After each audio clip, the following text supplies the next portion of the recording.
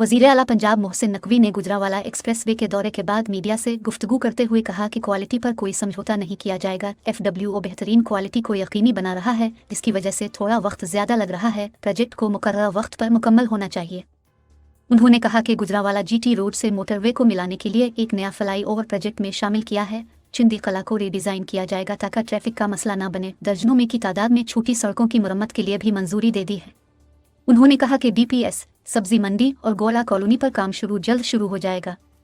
Gujranwala university पर काम जारी है, जल्द अज जल्द काम कराएंगे। गुजरांवाला सेफ सिटी प्राइवेट 31 जनवरी तक ऑपरेशनल कर दिया जाएगा। हस्पतालों नूनगुना की अपग्रेडेशन की वजह से वक्ती मसाइल पर आवाम से माजरत खा है।